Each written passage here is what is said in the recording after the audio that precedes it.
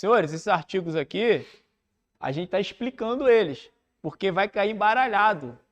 Vai cair tudo embaralhado. São 78. Vai cair embaralhado para vocês entenderem. Então, o que vocês têm que fazer? Olhar o inciso, entender, ver uma situação prática e colocar na cabeça.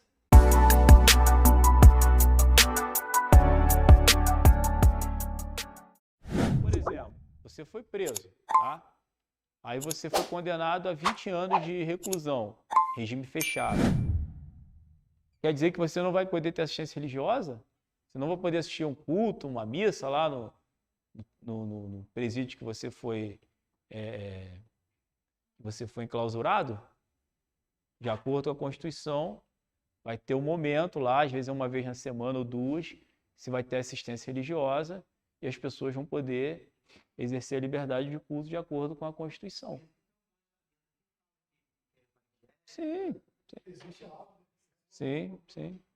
Certo? Porque é o seguinte, a gente tem que separar as coisas. Não é porque uma pessoa cometeu um crime que ela não possa ter direito à assistência religiosa.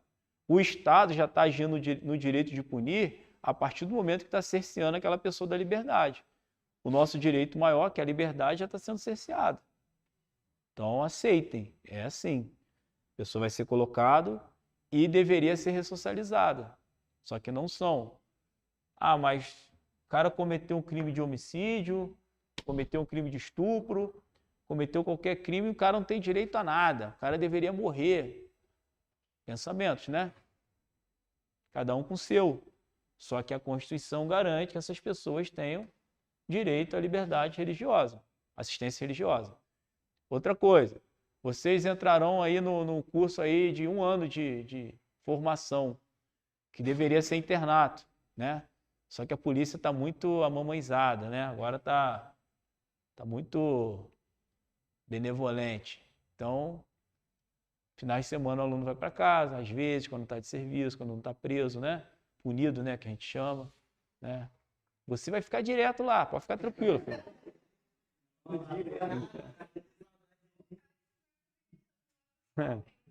Então, durante aquele período de internato, você não tem tempo para você sair no culto, numa missa. E aí, a gente tem lá os padres, os pastores, que são os capelães da polícia, né? Tem da Marinha, do Exército, Aeronáutica, Bombeiro. E eles vão lá durante o período ali que a gente chama de... Como é que é? Esqueci o nome do... Assistência religiosa. No período de assistência religiosa, que vai publicar lá no QTS, que é Quadro de Trabalho Semanal, vai ter um dia lá específico para assistência religiosa. Geralmente é após o almoço, 11h30, meio-dia, e vai até às 2 horas. Esse período ali que é reservado para isso. Geralmente às quartas-feiras. Para que seja garantido aí também para os alunos em formação essa assistência religiosa prevista na Constituição. Concurso para oficial capelão. Aí já entra como primeiro tenente. Assim como... Oi? Atualmente sim, mas já estão fazendo estudos aí para... Porque tem que fazer teologia, né? A faculdade de teologia é muito restrita, né? Tranquilo? Você quer fazer? Quer não?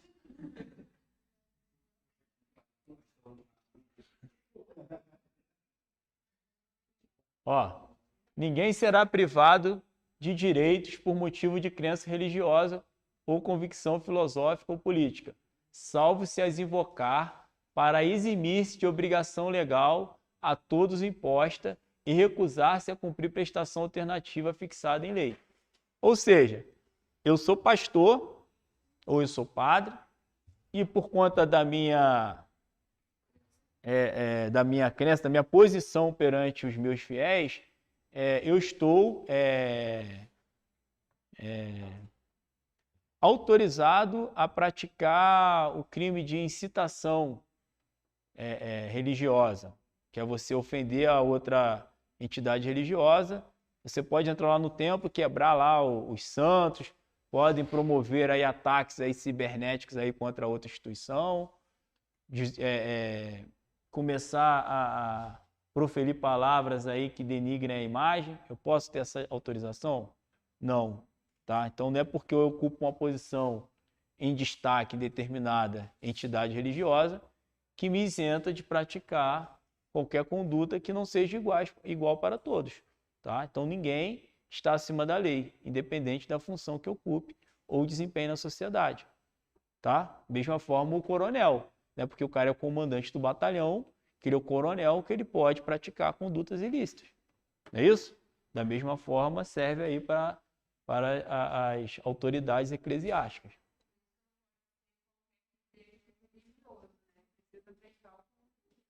Sim. Precisa ter uma formação, né? E essa formação porque hoje banalizou, né? Todo mundo é pastor, por exemplo, né? Então não é? Só que para você fazer uma faculdade, para você ingressar, a faculdade de teologia, se eu não estou enganado, são 6 anos, cara, né? 5 anos, né? Mas tem um período depois, né?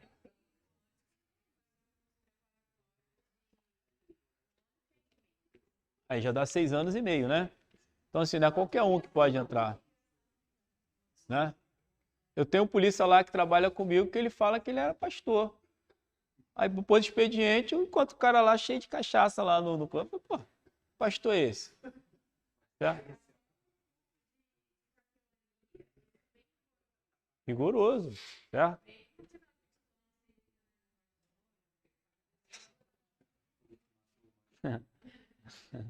É. Quer virar pastor, guerreiro?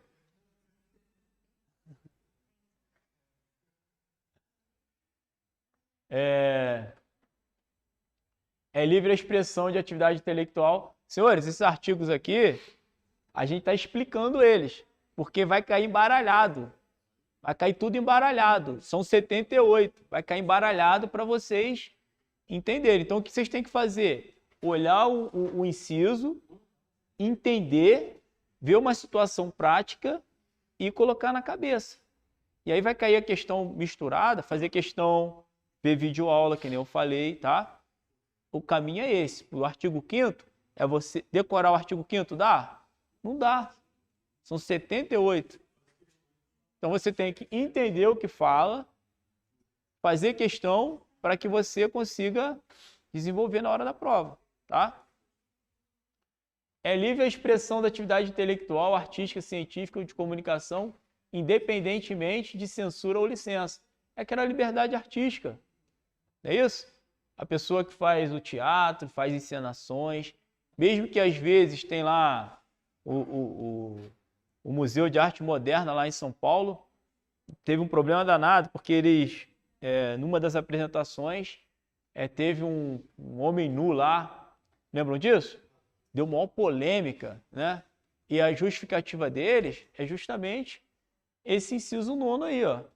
É livre a expressão de atividade artística, intelectual, científica e de comunicação, independente de censura ou licença. Eles se basearam nesse inciso 9 para fazer aquela apresentação daquela peça, independente das críticas, né? Eles estavam crianças. E aí? E aí você cria um choque aparente de normas, porque a própria lei de estupro nova, de 2017, ela traz que a exposição gera o ato obsceno e configura até uma das modalidades do estupro, um dos requisitos do estupro. Então, causou um conflito aparente de normas e, né, quem for julgar vai entender para um lado ou para o outro. Só que às vezes há essa violação, às vezes, da própria liberdade que se dá para determinadas exposições, né? Até onde se pode fazer essas divulgações sem violar o que está previsto em lei, né? Tem jurisprudência nesse caso. E a jurisprudência do desembargador, do STF, foi favorável à exposição lá Só que é o que eu estou falando, existem desembargadores que são favoráveis e vai dar um parecer para esse viés e existem outros que vão dar para o outro. Aí você tem que ter sorte, né? Isso gerou uma polêmica danada no país. São invioláveis a intimidade, a vida privada, a honra e a imagem das pessoas, assegurado o direito à indenização pelo dano material ou moral decorrente de sua violação. Isso aqui acontece muito com os artistas, né? Artistas, jogadores de futebol. Eu mesmo acabei de ter minha violação da minha intimidade, né? O policial viu que eu dei um show lá no futebol ontem, né? Tentou me denegrir. Então, já sei. Vai ser no regulamento interno e no dano moral também. Então...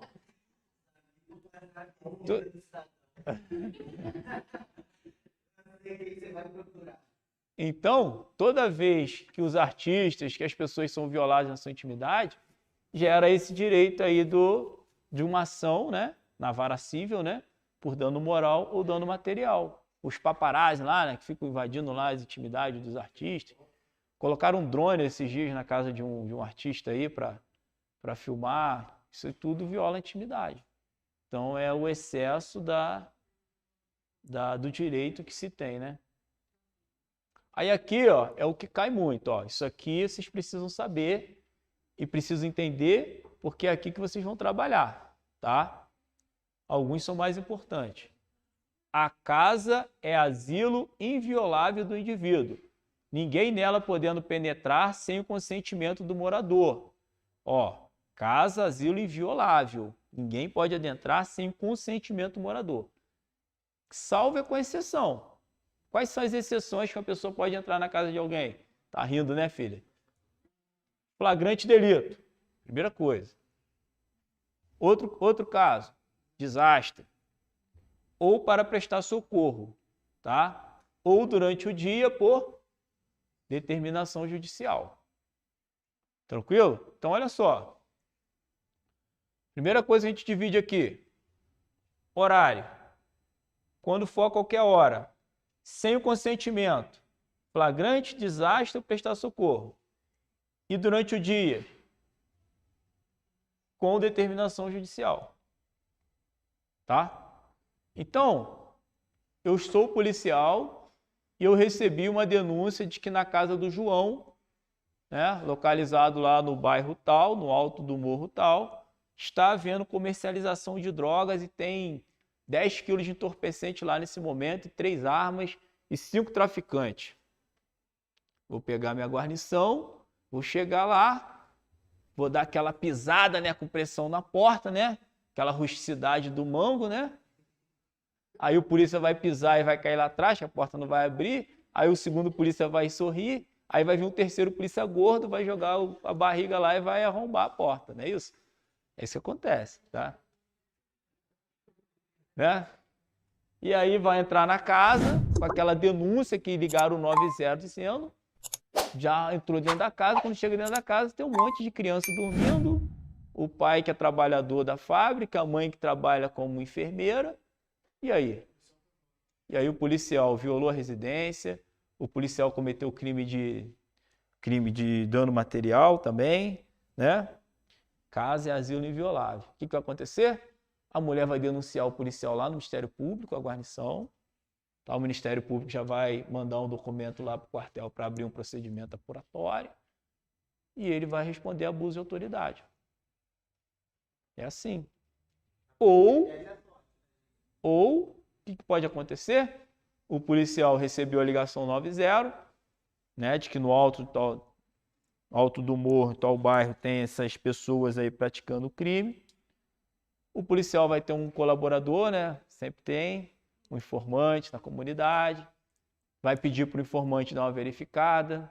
Ou então a P2 já tem uma rede de informações ali sobre aquele local, sobre aquela casa, já está trabalhando em cima daquilo e verifica-se que tudo está canalizando para que aquilo ali possa ter um flagrante, né?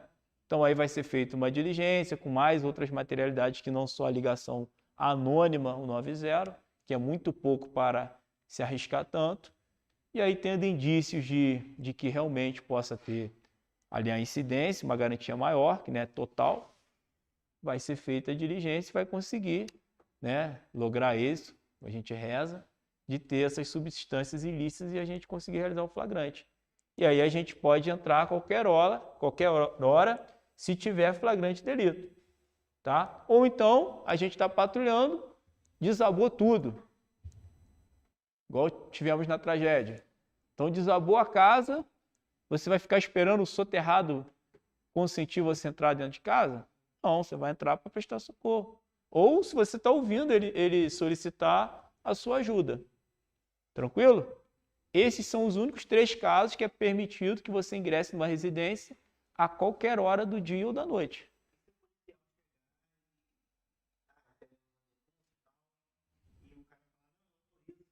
Se ele autorizar, aí você vai ter o consentimento do morador, você tem um documento próprio que se chama BOPM, tá? Você vai fazer as buscas, encontrando alguma substância ilícita, você vai conduzir quem autorizou para a delegacia, vai ser feito o flagrante, vai ser consignado no registro de ocorrência que foi autorizado pelo dono da residência, ou pelo morador maior de idade, que você ingressasse, e você vai fazer ele assinar o boletim interno, que a gente chama de BOPM, e aí você está amparado. Agora, se você entrou na casa com o consentimento dele e não encontrou nada, no próprio boletim você vai fazer com que ele assine, porque ele não vai para a delegacia, e não vai ter RO, vai ter só o boletim interno. Aí você vai ter que fazer, vai ter que elencar direitinho, se amarrar ali no registro, vai ter que escrever direitinho, para que você configure que você... Oi? Resguardado. Até porque você vai ter que consignar que a busca foi feita na presença do morador, que depois o morador pode alegar que sumiu algum objeto da sua casa. E aí? Certo? Aí o que você vai fazer? Geralmente, a guarnição lá tem 4 policiais, geralmente uma guarnição de Patamo e tal. A guarnição entra, vai entrar todo mundo para revistar a casa, e aí some alguma coisa, o mais antigo vai acabar segurando. Então, o que a gente faz? Consentiu, verificou que não tem nenhum risco, ou se é um local que possa propiciar algum risco, vou deixar o restante da guarnição fazendo a segurança diária, e um policial, juntamente com o morador da casa, com o dono da casa, vai fazer as buscas para que ele acompanhe do início ao fim e que nada suma da residência. E aí você vai consignar isso tudo também no boletim de que o fulano de tal consentiu e acompanhou todas as buscas. E nada de ilícito foi encontrado. Tudo é assim, senhores, tá? Caso contrário, vai dar problema. Ou verifiquei lá aquela casa, né? Mas eu não sei o horário que essa droga chega, eu não sei o horário que esses meliantes estão. E aí eu tenho todos os indícios de que há a mercância de entorpecente naquela casa. Eu vou fazer um documento, vou fazer um relatório de inteligência, vou encaminhar para o Ministério Público, que depois vai encaminhar para o Judiciário, para que seja concedido um mandado de busca para aquela casa. Aí eu vou pegar o mandado de busca, vou segurar, vou esperar o momento oportuno, né? Vou continuar trabalhando lá com as informações, e assim que eu tiver aquela possibilidade, aquela oportunidade de ouro, eu vou atuar durante o dia. O que é durante o dia, senhores? Até 6 horas? E aí? Mas se for horário de verão e escurecer 7h30? Quando tiver o quê? Sol do céu? Se tiver nublado? Então, senhores, é o seguinte, a gente fala, para não ter problema, tem muita discussão em relação a isso. Uns falam de 5 da manhã às 18 horas, uns falam de 6 às 18. Qual é a doutrina majoritária? Amanhecer e anoitecer. Amanheceu, posso cumprir o mandado de busca. Anoiteceu, não posso mais cumprir o mandado de busca. A menos que já esteja cumprindo e executando. E outra coisa, vamos lá. Eu fui cumprir o mandado de busca, era 17 horas. E aí são 20h30 e eu não terminei o mandado de busca. 20h30 já está escuro, correto? Eu estou na ilegalidade ou não? Oi? Depende. Por quê? Se eu iniciei às 17 horas, tranquilo, luz do dia, não tinha anoitecido, Só que eu não consigo justificar por que eu fiquei de 17 horas até 20h30 numa residência. Se eu tiver justificativa, tudo certo. Se eu não tiver justificativa, porque 17 até 20h30 são 3 horas e meia. 3 horas e meia para fazer uma revista, uma casa pequena, né? Agora, se for uma coisa gigante, justifica-se, tá? Ou se acontecer qualquer... Oi? Fui lá. 38 armas. Não, foi 2017. Por aí, 18. Terrorista, né? O cara... Você é de lá? Então, 2018, o cara tava aterrorizando a família porque... atacando a cunhada porque o filho foi para os Estados Unidos com a ex-esposa. E aí ele queria... Ela processou ele lá e ele queria retornar para os Estados Unidos, mas ela precisava tirar a queixa que ela tinha feito contra ele. Então ele começou a atacar a família jogando bomba, artefato explosivo artesanal que ele sabia fabricar, para fazer com que a vítima ficasse acuada. Terrorismo, né? E aí numa dessas situações, ela fez um contato com ela, não, alguém fez um contato com a gente, e aí começamos a monitorar o cara.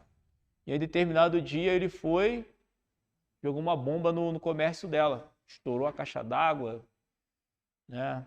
E aí a gente pegou ele na câmera, só que na câmera estava ele todo encapuzado, capacete, uma capa, moto, não dava para identificá-lo. Só que a gente já sabia quem era, né? Todos os indícios levavam até ele.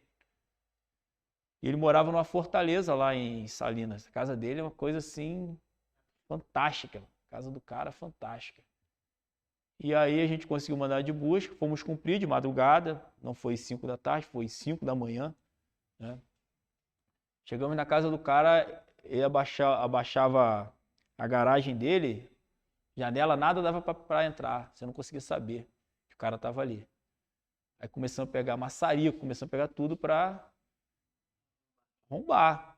Uma hora a gente vai conseguir ingressar nessa residência.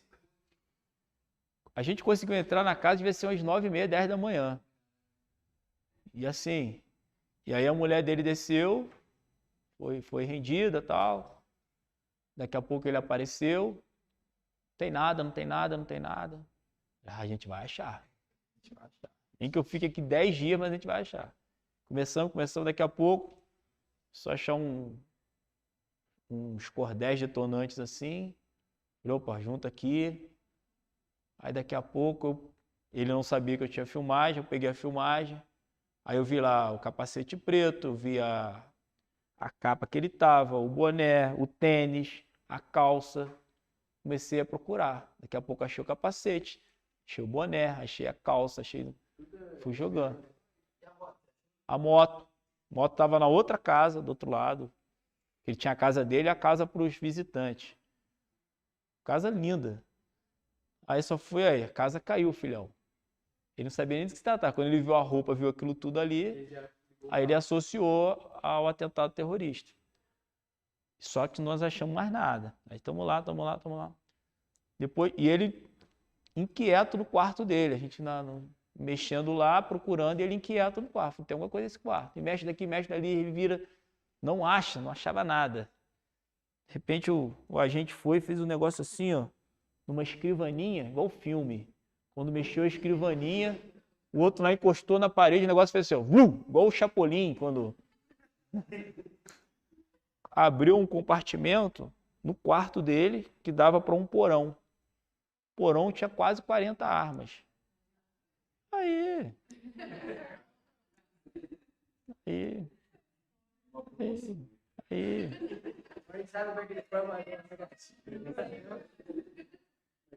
Tá para sair ele. Tá para sair já. Ficou preso, né? A esposa conseguiu a guarda definitiva do filho, né? Ele tem dinheiro. É. Luneta. É. Mas ele era um intocável lá, né? Falava que ninguém mexia com ele, né? Tranquilo aqui, meus amigos? Tranquilo? Então, ó, isso aqui cai muito, tá? Cai muito em provas isso aqui. Tranquilo? Outra coisa. É inviolável o sigilo de correspondência e das comunicações telegráficas, dos dados e das comunicações telefônicas, salvo no último caso por ordem judicial, nas hipóteses e na forma que a lei estabelecer para fins de investigação criminal ou instrução processual penal. Tá? O que é isso aqui, senhores? Antigamente a gente tinha as correspondências, correto? As cartas. Isso acabou, caiu em desuso. Não temos mais a figura da carta. Hoje o que a gente tem é interceptação telefônica. Então, quando a gente está investigando um alvo e a gente verifica que ele está se comunicando via telefone, a gente pede a quebra de sigilo telefônico para saber as ligações que ele fez e a gente solicita ao judiciário a interceptação telefônica. Se a gente consegue obter um meio de prova com autorização judicial, e a gente consegue a materialidade, saber que ele chegou naquela casa, que estava com a droga, e efetuar a prisão, tranquilo, beleza, parabéns. Agora, se a gente faz a escuta clandestina e a gente consegue realizar o flagrante, o cara pode ter 40 armas na casa dele, mas o fruto que a gente conseguiu para obter aquela prova é envenenado, que a gente chama fruto da árvore envenenada, o meio de prova que a gente conseguiu para a gente chegar no flagrante, se ele for ilícito, nada do que a gente produziu depois tem legitimidade perante a justiça. Então, se o cara tem 40 armas, a gente fez uma escuta clandestina em relação a ele, conseguiu apreender as 40 armas, e se for comprovado que foi mediante aquela escuta, todo flagrante é revogado, todo processo é anulado e ele vai ter a liberdade dele garantida, tá? Não, isso só é usado no caso de defesa, tá? Agora, isso aí vale para tudo, tá? Um cara é um estuprador, aí cometeu um estupro, a gente abordou, e para a gente fazer com que ele confessasse o crime de estupro, a gente praticou o crime de tortura. Ele foi e confessou que estuprou mediante tortura. Vai chegar na delegacia, vai ser feito auto de prisão, ele vai ser preso e vai chegar na audiência. Se na audiência for comprovado e ele alegar que ele foi torturado para que ele confessasse o crime, se não tiver outro meio de prova, ele vai ser absolvido e posto em liberdade. E aí ele vai se fazer do laudo do corpo de delito, do exame pericial que foi realizado naquele momento da prisão, tá? Então, nem tudo que reluz é ouro. Nem tudo que se acha que pode ser feito, que acha que a polícia tem liberdade para fazer, não é bem dessa forma, tá? As coisas acontecem... Não pode, tá? Não pode. Tranquilo? Beleza, senhores? A gente volta na próxima aula aí e dá continuidade aí. Show? E aí, curtiu essa aula? Então faz o seguinte, deixa agora mesmo o seu like para fazer com que esse vídeo chegue ainda mais longe e ajude ainda mais pessoas. Inscreva-se no canal e ative o sininho. Aproveite também para poder deixar o seu comentário aqui embaixo. Se tiver alguma dúvida, pode deixar também, que a gente vai estar acompanhando tudo. Valeu?